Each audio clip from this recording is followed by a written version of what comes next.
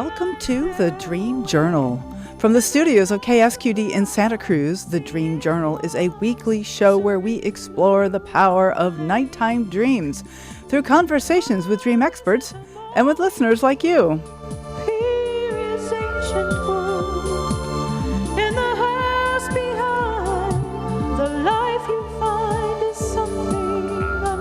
A dream can be meaningful even if you don't know what it means. Today's music is called Reflectronics.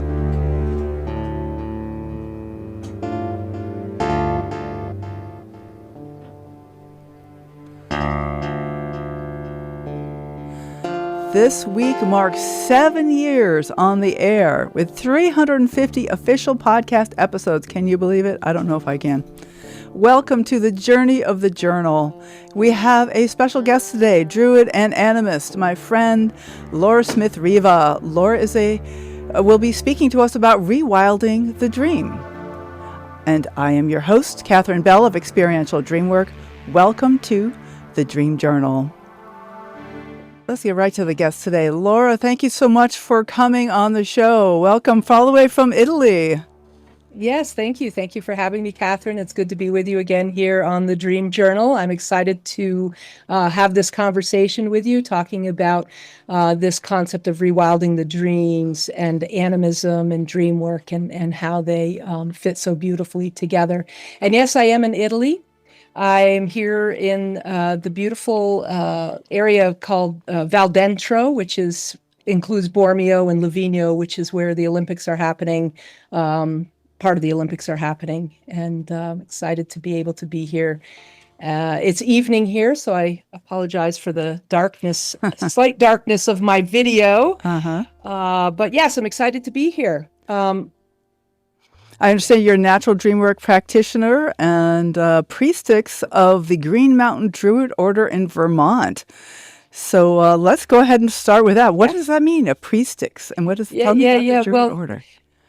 Yes, I am a natural dreamwork practitioner, certified natural dreamwork practitioner. I'm part of a group of wonderful practitioners. We call ourselves natural dreamwork practitioners, and we're spread out all over the U.S. and internationally. I spend my time between Italy and Vermont. Mm-hmm. We had Roger Campbell on the show not that long ago, just a few weeks ago. Yes, I just finished a wonderful class which he taught through the Institute for Jewish Spirituality, based on his new book, Seeing into the Life of Things, which you guys spoke about recently. And you mentioned the Druid priestix. So I am a graduate of the Green Mountain Druid School, which is based in Vermont, and I am a member of the Green Mountain Druid Order. And the concepts that are in part of Druidry include this idea of animism, which is very much aligned with the work that we do in natural dream work. Mm-hmm. Right. So tell me a little bit about that. Like, what is Druidism and how is it related to dream work? So, well, I guess the Druids share this idea: if you want to learn about a tree, go visit a tree. And in fact, one of our training modules included actually spending time with the tree and learning about the tree, sitting with the tree, and really coming to understand the tree. The tree that I worked with at the time was the Eastern Larch, also known as the tamarack. And it is one of the few trees which drop its pine needles. Similar to deciduous trees, it drops its needles on an annual basis and grows a new set of needles. They're very soft, very delicate. The wood itself, it's one of the hardest of the softwood trees. And so I learned a lot about this tree and also incorporated some of the life of that tree into myself and my own understanding of myself, that sturdiness and also that softness that I learned about from the tree. And the letting go of the needles, and yet coming back to life. Yes. I love that. And the transformational aspect of that Yes. and the connection to the seasons. Right. But I think, oh, go ahead. One quick question, which is, so you're talking about having a relationship with a tree, and you're talking about the larch in general. Was there one particular tree or like a grove of trees that you had a particular relationship with to really experience the tree? Yes, actually, there was, and sadly, I'm not connected to this particular piece of land at this time. But at the time, the property that I owned in Montpelier, Vermont, I had 5 eastern larch trees on that property, and there was one particular tree that I spent quite a bit of time with. Yeah. Okay. Because it's all about relationship, isn't it? It is. In fact, when we think about animism as sort of as a worldview, it's the understanding that nature is alive, aware, and relational. And so this idea of spirit being animate in all objects, not just what we consider the living beings like human beings and animals, but also in potentially in rocks, in the druids revere the stones, for example. And if you ever work with stones and enter into the sphere of a stone and really feel into the slowness of stone, it's quite an experience of slowing down. But the stones, the plants, the landscape, all become the waters, all become part of a living being that we have the capacity to interact with on a regular basis. So everything being alive and relationship being dominant over hierarchy, for example. In other words, relationship being more important than hierarchy, human beings, being the apex somehow, and Right. feeling into reciprocity with nature. Right. And I could start to see some of the parallels with dream work here. Spending time with and getting to know and being in a relationship with. I wonder if you'd like to flesh that out a little bit. Yeah, so, well, in a natural dream work session, for example, we would be working with the imagery of the dreams, whatever that imagery might be, the dream field being alive, and the things that come to us in our dreams being alive. My teacher, Roger, often uses the example of the lion. When the lion comes in the dream, it's not coming as a symbol of a lion. It's not coming as the idea of a lion. It's an actual lion that you're encountering. And everything that goes along with that. I have an interesting story from a client that I worked with who had a lion who came in her dream. And this lion walked up to her and raised himself up on his back hind legs and put his paws on her shoulders. Wow. Now, so she had this amazing encounter with this lion, but what makes it most interesting is when we slowed that work down and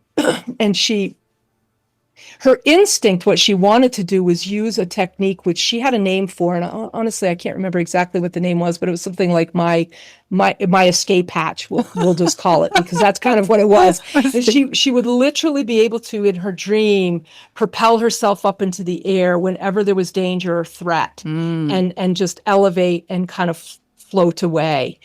And so this lion who put his paws on her shoulders, sort of bringing her back down to earth, holding her in a more grounded way, was sort of the antithesis to this idea of dissociative floating away. And so you talk about slowing down, being in relationship, feeling into the energy. The other thing we did with that dream was this technique that we often use in natural dream work, which is switching it out. What's it like to be the lion?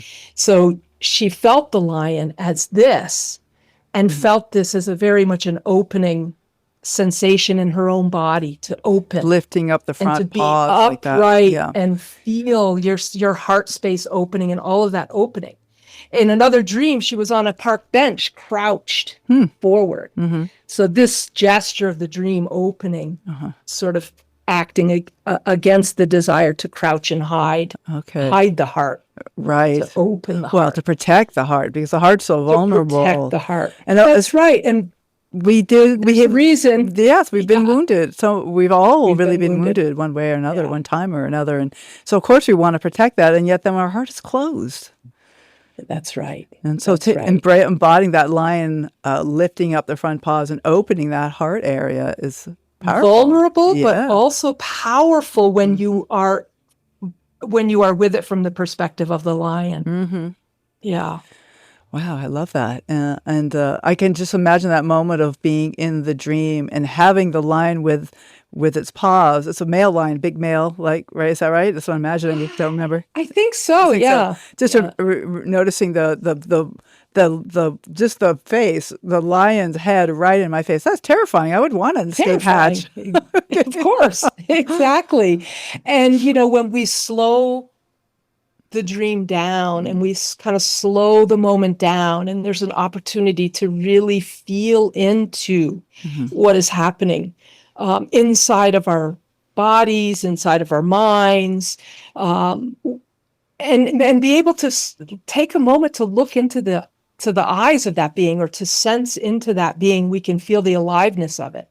And this is a piece of this idea of the sacred encounter, or these interactions with beings that are not human, for example, where we recognize that there is intention, there's purpose, there's more, there's connection that's happening there. There's an aliveness that we in many ways are yearning for. Well, yeah, but they're also afraid of, because of the times we've been hurt. That's right. Yeah, so there's that push and pull. Tension. Yeah, right. And so it's a desire to protect ourselves, but also the desire for love and connection. That's right. Which is really archetypal. It's just that duality right there, that dyad. Yeah. So I'm curious about this whole idea of Druidism, just historically. This is like from ancient Northern European kind of a religion. Is that practice? Yeah, I think, it's interesting because, I studied with the Green Mountain Druid Order, and the lineage of that order comes through one particular figure and his wife. And he was from England. He spent a lot of time in India. His name was Ivan Macbeth. And so he carried with him the traditions that most resonated for him. But so a lot of people associate it with Ireland, or they associate it with the Celts. Like a Stonehenge, that kind of thing. Yeah.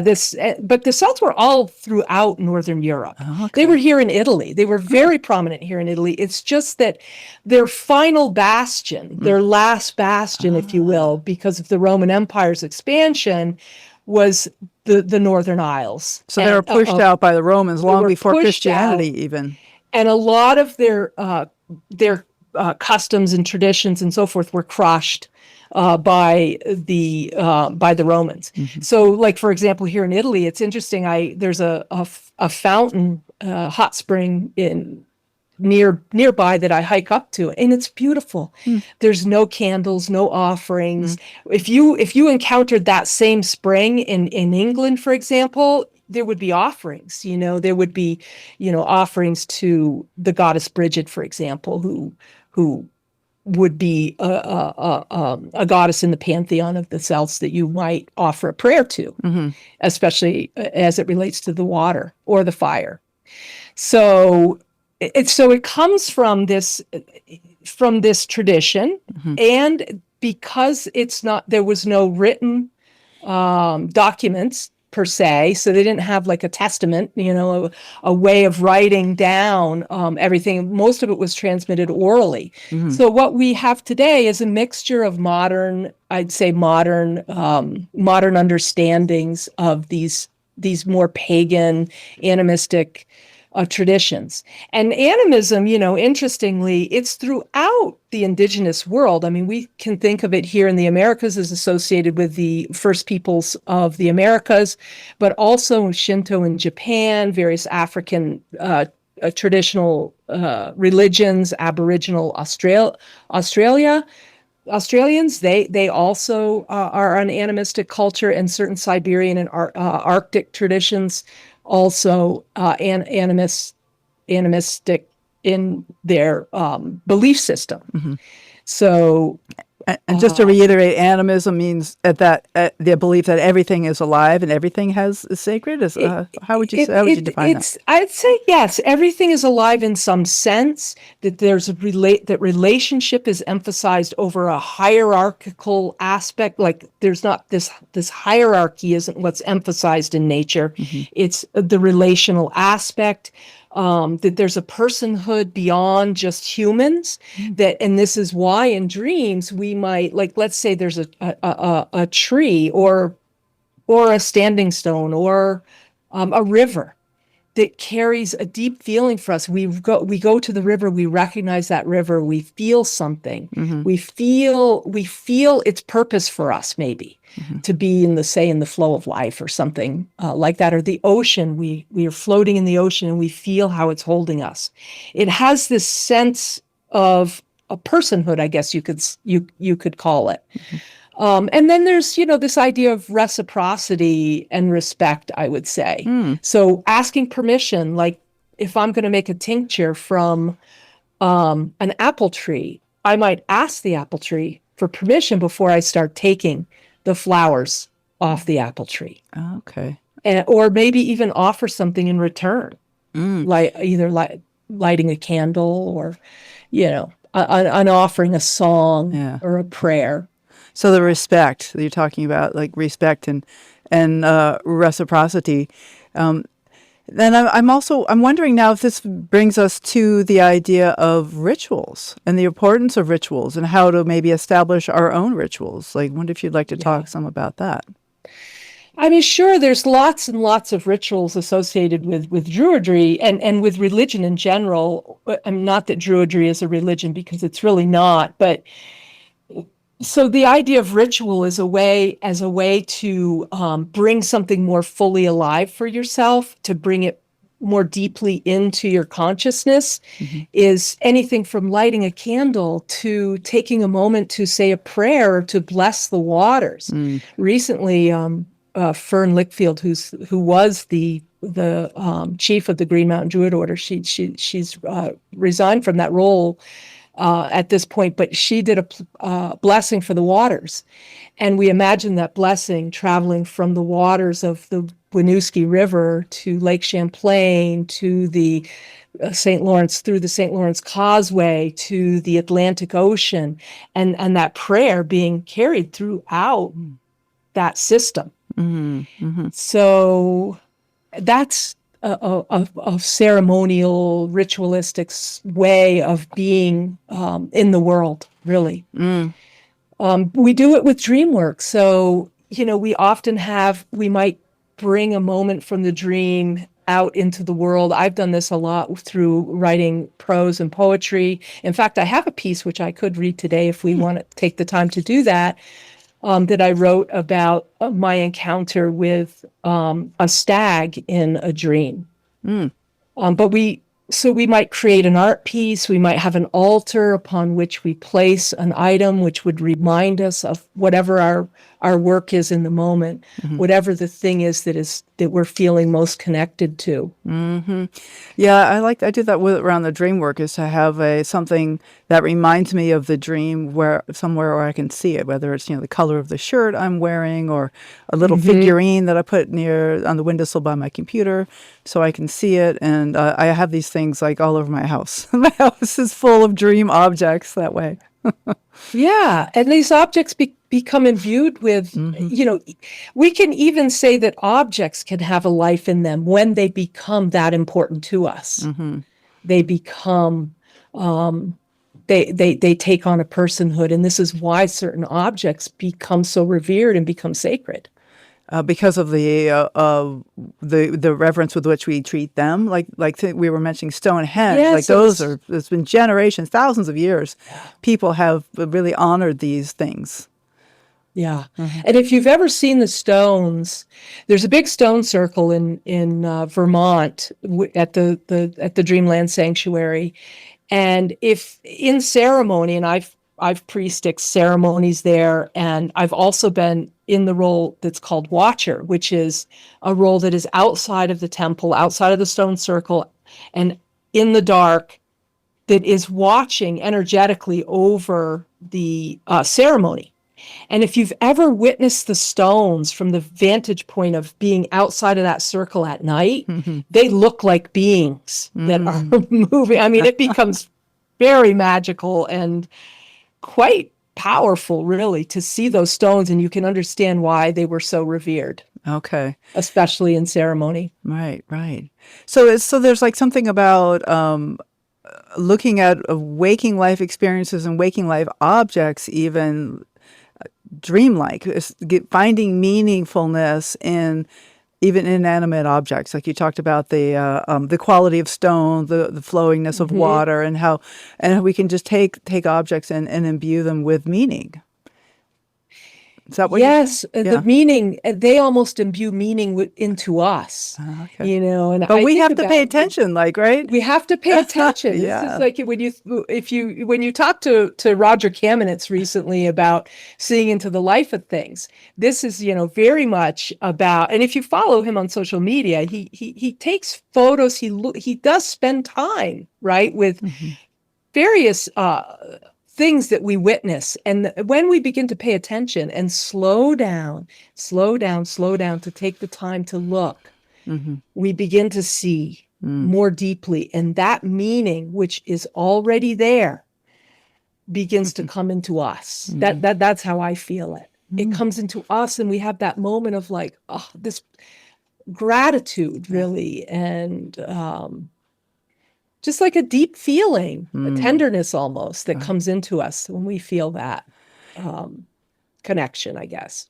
And what a blessing. With the meaning. What a gift, because I can spend, you know, hours or days just like with my nose to the grindstone, taking care of business, you know, cooking dinner, preparing the show and all this, and like not really feeling anything. And the dreams bring me back to that feeling moment, or seeing some of those sacred objects around my house. And I think what you're saying is kind of a call to have more of that in our lives. And why not? And the dreams can help teach us this. I mean, I have a client whose permission I do have to speak about her work in a general way. Her ancestry is indigenous and First People. And she had a dream, and the dream was it set up this real dyad. You mentioned the word dyad. It was like, it started in this chaos of like an airport where everything was just chaotic and everybody's running to catch their plane. And she stepped outside and she took a few steps towards, and she saw the mountain, and she saw smoke rising from behind this mountain, just this smoke. And it was like a coming home moment. It was like this instant, like slowing down, almost like you could smell it. Like as she described it, I could smell the smoke. I could see it. I could feel its intention for her. And I could feel its just a certain reverberation with the energy of that smoke. And what it meant for her as somebody who was adopted into a Catholic, very straight-laced Catholic family, and having all of this ancestry that's sitting in her, to have that connection, to feel that moment of connection with the land and with the smoke in particular. Okay.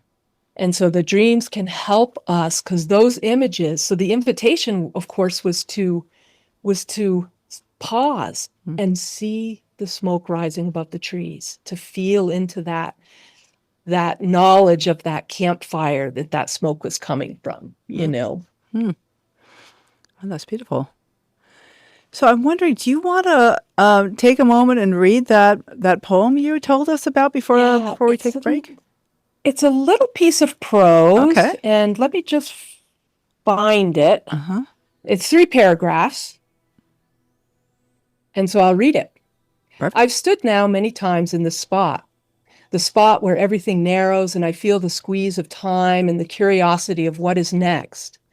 The path narrows, the walls of the ravine close in, the sun holds its warmth back from the trod ahead. As always, fear blooms like a moonflower, dark and silky. It takes my hand for that first step. Each successive step takes me further from the safety of what I know until eventually fear hands me off to curiosity and anticipation, those strange bedfellows that have accompanied me my whole life. Most often I am alone in these moments, or I think of myself as alone, but really the landscape of the dream is alive. Let me tell you, I look up. The dry California heat shimmers above along the face of the cliff while shadows dance with me in the crevasse of the ravine. Insects roam, air trails only they can see. A healthy dose of dust kicked up by my feet fills my nose, and the clickety-clack of small rocks bouncing down speaks of the tiny creatures that live there, or perhaps it is the wind as it finds its way into the nooks and crannies. The ocean waves whisper in the distance. I reach the end of the ravine as it opens to a grassy field. I slow down, breath catching in my throat as I see, just beyond the opening, a large antlered stag. He steps towards me into the opening. I realize that he intends to pass through where I have come. I press my body against the wall. He approaches, and it is like the sky has turned dark as night. He looms so large. His antlers glow, and I notice how sharp they seem, how perfectly formed. I think that I will be impaled by those perfect horns. I will be eviscerated. My blood will spill. Fear raises the flag once again. I hold my breath. All is silent now. He takes one step, nostrils flaring slightly, then two, and he delicately pushes past me, the full length of his body caressing my own. His antlers cause no harm, as no harm he intends. I awaken in the awe and sensuality of the encounter. Wow. That's beautiful. Yeah. Love that. The fear hands me off to curiosity. Isn't that the way of it? Yes. And then feel fear as threshold, as a threshold moment, you know. And then the sensuality of the creature, the stag, brushing right by. Yeah. Oh, powerful. And how can we not understand this being? This being is really wanting to connect with us in that moment, you know, because the connection happens. There's a physical connection that happens. Right. The body's touching. Body's touching, yes. Yeah.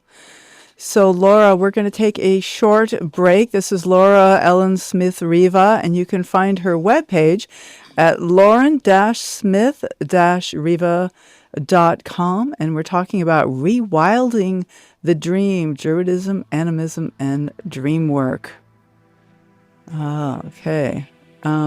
The Dream Journal is broadcast live from the KSQD studios in Santa Cruz and co-broadcast live in San Jose by KCXU, and also a broadcast up at KOWS in Sonoma.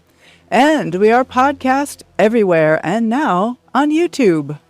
Full-length videos of the most recent conversations, you can find them at my YouTube page at Experiential Dreamwork. We'll be right back.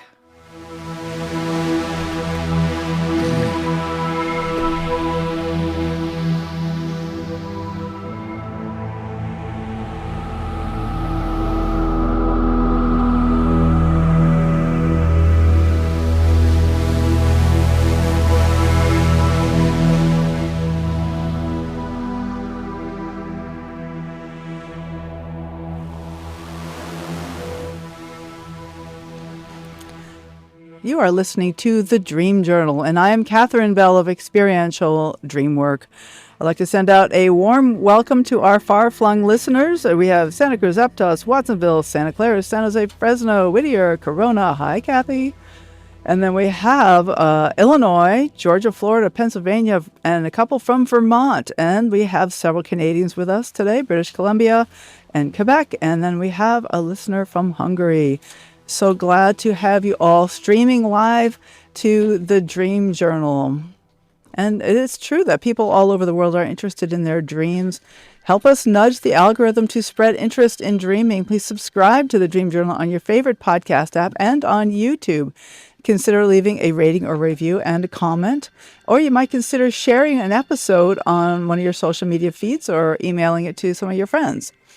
But really, most importantly, the Dream Journal wants to get you talking to your friends about dreams, because the world needs more dreamers. And maybe people you know in your life that are interested in dreams and you didn't even know. But if you tell them about this podcast, or if you tell them with a dream with you, tell them you just had a dream recently, you might find your next dream sharing buddy. It's all about the dream.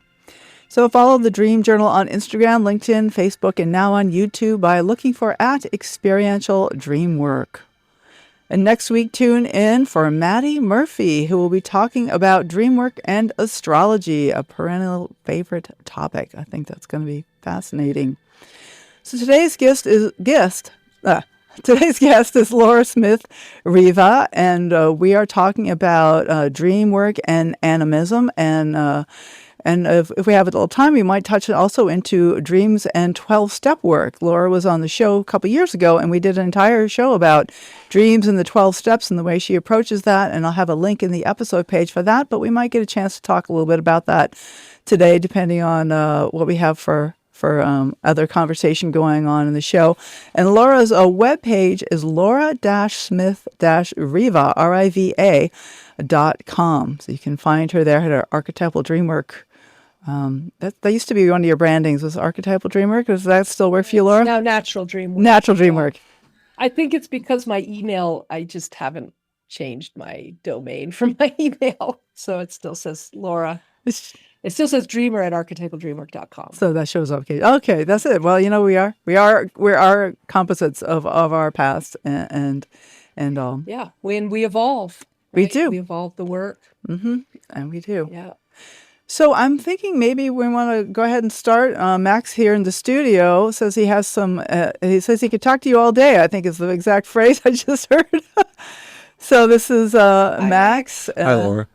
Yeah, what do you got, Max? Okay, Laura, you're bringing up some stuff for me that's an old dream that I had a long time ago. I used to live in the town of Yoko in Cameroon when I was in the Peace Corps, and I knew a lot of animists there.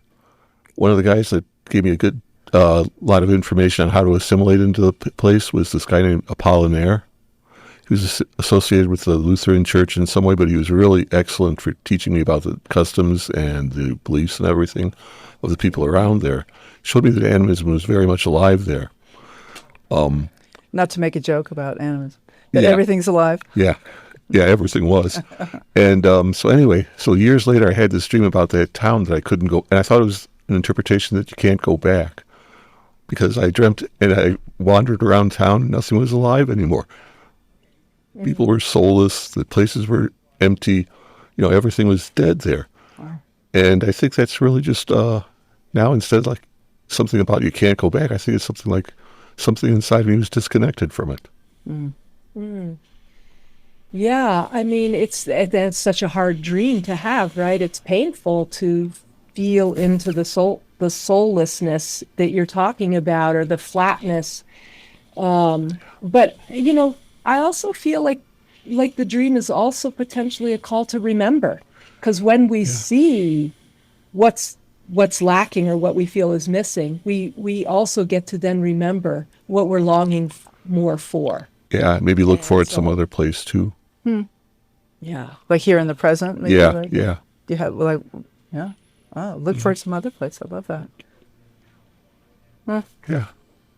So anyway, you made me reevaluate what I thought about a very old dream that I had about some time very long ago in my life. Yeah, this idea of not being able to go back. Mm-hmm. And we don't want to go back to places where we did feel lost or soulless. You were talking about the 12 steps before I was in recovery.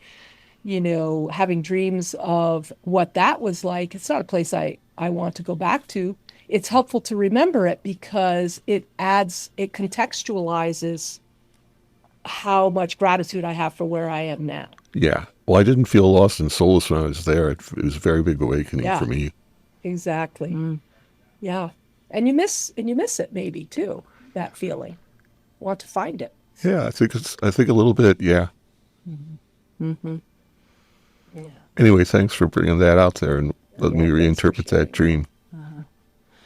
Yeah, bringing back the life, and I like the way you were saying, Laura, that sometimes there's a longing for this, a sense that, if this is a part of my life that and it shows up in the dream as dead, that there's life to it because I remember the life and I long for it or something.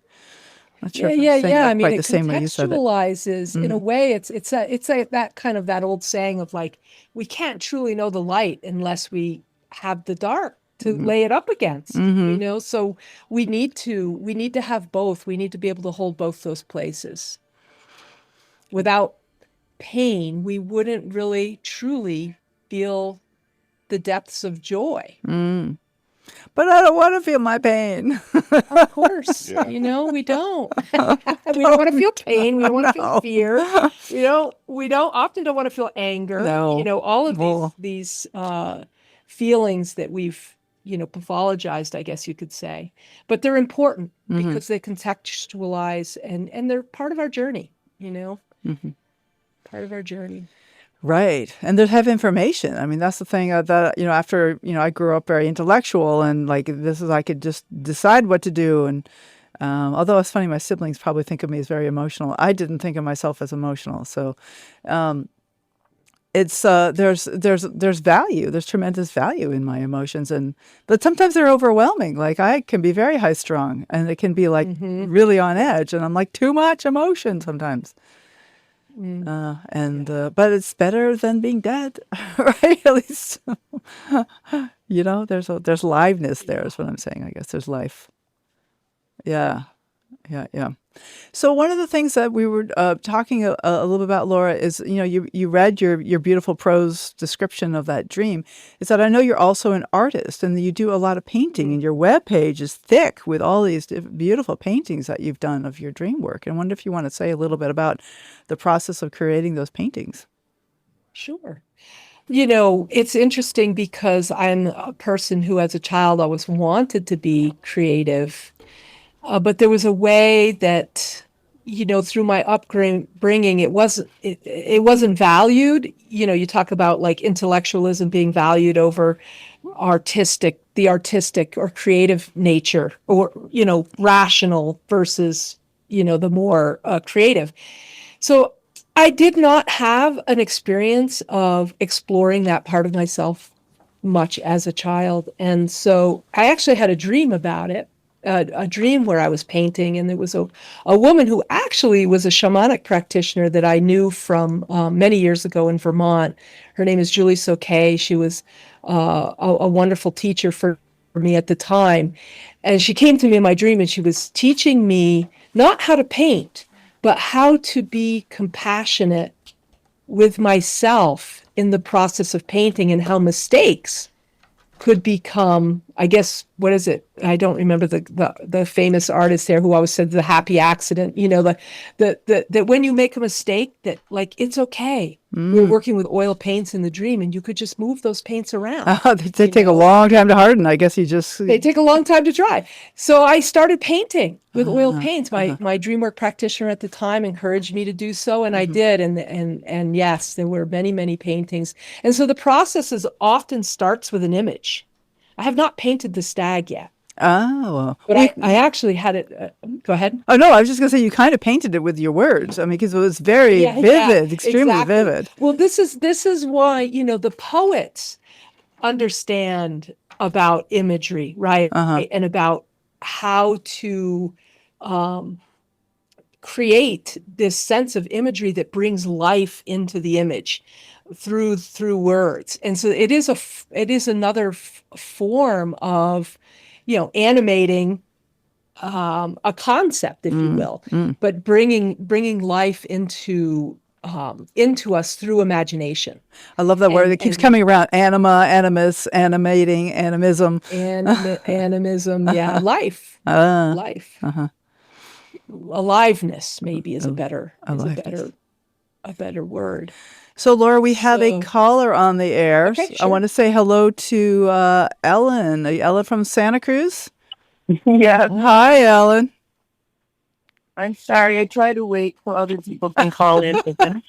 Thanks for calling. No worries. And thanks for waiting. You're here with Laura and me. What kind? My thing is a really bizarre little tiny little segment dream that happened, but I'm sharing it because it was amazing to me how quickly we incorporate what's going on in our environment instantly in the dreams. Like I couldn't believe it. So I fell asleep and I had been not I used to never do this, but yeah, I was watching TV and I was tired and I fell asleep. Okay. And suddenly I have this dream. It's just a split little scene where I'm pushing a little stroller, and I guess there's a baby in the stroller. And the stroller tipped. No, wait. I tip it over because whatever. There is some bushes, and past the bushes is a steep decline. A deep what? Sorry. Decline. Oh, decline. So I think it was starting to roll under the bushes, and I could see that it was like, oh my God, this would be like deadness for this child, right? Right. So I tipped so this happened so instantaneously. I tipped the stroller over so it won't roll. So it's not on its wheels. So now the child's on its side. And there are two women there with me in the dream, and they won't stop talking. So you can imagine what that is. But in the dream we're paralyzed, right? So I'm in the dream, I feel like I'm kind of on the ground with the child, like maybe I tipped myself over or something with the stroller. And I'm trying to yell at these women, like, this is an emergency. Stop talking. and because it's a dream, I'm paralyzed. So it was almost like a nightmare. I'm like, and then no voice will come out of me. And I'm just working so hard to tell them, help, stop talking. Like, look at what's happening right here. Oh, wow. And they won't stop talking. Wow. So then all of a sudden I wake up and I was like, and there's this, two women on the TV having dialogue, like, and I was like, they're talking and talking. I could, in an instant, I incorporated like wanting that voices to stop so I could sleep probably without these voices, and created this crazy little scene in instantaneous moments. And I'm like, and I've seen that happen before, and I'm just like, it perplexes me. I made a whole little scene about wanting myself to wake up and turn off the TV. Oh, interesting. What do you think, Laura? Do you want to have any reflections on that? I mean, sure. Thank you, Ellen, for sharing the dream. And it is so fascinating how our mind can, in an instant, call up an entire scene. The mind is an amazing thing, and you're also right that it will take the things that are happening in the outer world and it will incorporate them. Often they do it in my mind, this is the animism of the dream itself. Like the dream is alive in a way, because there's at least in my opinion, there's an intention behind the talking women. They're on the TV, but they also show up in the dream. They show up in the dream for a reason, I believe. Oh, yeah.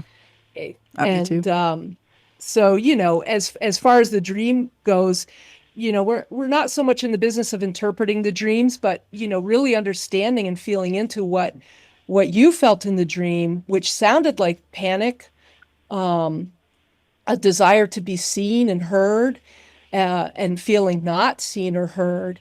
And also, very interestingly to me, is the place of feeling the carriage tipped over, but actually feeling it from the point of view of the child. It seemed like you said, maybe I went down too with the carriage. We could wonder and maybe even ask, like, what's it like to be the child in the carriage, and the women talking, and they're not hearing you, or they're not seeing you, and is that familiar to you in some way? And there's a lot of places we could go with that, but that's certainly those Yeah. feelings. What's coming up for you, Ellen? I just want to stop and say that's amazing, because I just thought is like, oh, I just wanted to get myself awake to turn the TV off, and how interesting that I created this little scenario. And it was so weird and scary because of that paralyzation. I've had that happen in dreams before where I'm trying to scream out and nobody's hearing me, and because you are paralyzed in a dream. So it's because no matter how hard I tried to scream, I couldn't scream because I'm in a dream. Right. But that wanting to try to scream is what woke me up, because it's like I'm so intense. I wanted them to see, like, wow, this child is in this could be mortally injured if we, so please come and help at this moment. Right. Stop talking. Why are you talking and not paying attention? And that part was not part of the TV. That was not part of the sound that you were listening to, the baby in the stroller falling over. That was not part of the thing that was on the TV. No, that was me having some reason to be yelling at these women to stop talking, I guess. Well, it's interesting that it picked the dream maker, whatever that means to you. But now you're creating so much more ways I can go deep with it that I'm wow. Okay. Keep going. Yeah. Well, there's layers. We think of the dreams often as being layered, or I do anyway. So one layer could very much be about I need to wake myself up so I can get in the bed and sleep. And another layer, a little bit deeper, there's maybe something else, and you go a little bit deeper, you maybe hit something that really has resonates for you in terms of some issue that you're working on in your life, or some longing that we might have, or something that needs our attention, and some lost part of ourselves. That sense of being in the tipped over stroller, I think, is very poignant. Yeah. That's a very beautiful and kind of painful moment. And the interesting thing is that was the instantly going, how do I stop this baby from going under those bushes and down the decline where it would probably die, right? Protect the child. I gotta save this child, so tipping it over was a way of saving it. And then I could even ask, what if I just let the child go down the incline? That's like a whole different way of exploring the dream. Oh, right. What is so dangerous about that? I mean, was there rocks there? Maybe I don't like to go down. I don't know. There's the thing is that I did also tip over, because I looked under the bushes and saw that. So I tipped over too. Well, I saw that it was a decline, and that I had to stop the stroller from rolling under it, or the baby from falling out or something. Well, Ellen, thank you. This is beautiful, and hopefully you have some more ways to think about this dream now. I appreciate it. It's so funny, because I want to share with your guests that when it's Friday evening, I try to program myself to remember a dream. Just for the show. I want to listen to the dream journal and have something to call it. Well, I always appreciate your dream sharing. Thank you, Ellen. All right, take care. All right, Thank you too. you. Bye now. Thank you. So we're near the end of the show, Laura. Do you have any, we haven't really touched on the 12 steps at all, but I will put a link to the other show where we talked a lot about that, and maybe we can have you come back or something. But is there any last few minutes of that you want to talk about, or you want to share with our listeners? Well, if you're interested in working with your dreams, feel free to reach out to me. And, I have a free 30-minute introductory session you can book on my website, and we can see if it might be something you would want to explore. Happy to have those conversations with folks. And, but our Natural Dream Work community is working on some course offerings, which we hope to offer to the public soon. So you can stay tuned for that. If you want to sign up for my newsletter to find out about those things, I do have a link on my website for that as well. And I would just say, if you're interested in this, you had mentioned at the break, Katherine, about how did I get into this? And I think of the concept of animism, druidism, dream work. Yep. And, I really was drawn towards Indigenous practices always my whole life. But I did not want to culturally appropriate. And so I was drawn towards Druidism because my ancestry comes from, Northern European English lines. And my good friend, Mary Kay Casper, was involved with the Druid school. She had been involved with the Druids up in Maine, and had gotten involved with the Druids in Vermont. And so that's really what drew me towards it. It turned out to be a 5-year program for me, because COVID happened in the middle of it. And but it was some amazing work we did. And that school is still going if folks are interested in an animistic practice. That's the Green Mountain School of Druidry. Called the Green Mountain Druid School, or the Green Mountain Druid School, the Green Mountain Druid Order. If you Google those, you'll find them. But amazing, amazing work. And if you want to connect to the natural world through an animistic approach that isn't culturally appropriative, of indigenous peoples, in my opinion. If Yeah. you have ancestry from Northern European ancestry and ancestry from the Isles, It's good to think about. you That's it. qualify. Thank you. Thank you, Laura. Okay. And just, so that's laura-smith-riva.com. And any just like last encouragement? Follow your dreams, attend to them, consort with them. They really do have some wisdom for you, and they really want to help us repair not only our imaginations, but our intuition. And without imagination, we can't believe, or we can't understand what's possible. We have to first imagine it. And dreams help us with our imagination. Beautiful. Thank you so much, Laura. It's a pleasure. Thank you. Good to see you. Good to be with you again here on the Dream Journal, Katherine. Thank you so much. All right. Well, take care, and we'll talk soon, huh? Okay, sounds good. Excellent. Bye. So thank you all for listening. The Dream Journal is produced at the studios of KSQD in Santa Cruz, and we are live every Saturday at 10 a.m. Pacific at ksqd.org. The podcast is released on the Monday after the show. It spreads interest in dreaming when you subscribe, rate, and review. I am Katherine Bell. You can find out about my dream coaching practice at experientialdreamwork.com. You can email me at katherine@ksqd.org, KATHERINE@ksqd.org. Follow Experiential Dreamwork and hashtag The Dream Journal on Facebook, Instagram, LinkedIn, and also YouTube. I'd like to thank Rick Kleffel, engineer and music creator, audio editing by Suki Wessling, phones by Eric Nelson. Intro and outro pieces are both by Mood Science. And tomorrow morning when you wake up, take a minute to write down your dream and bring it to the next Dream Journal.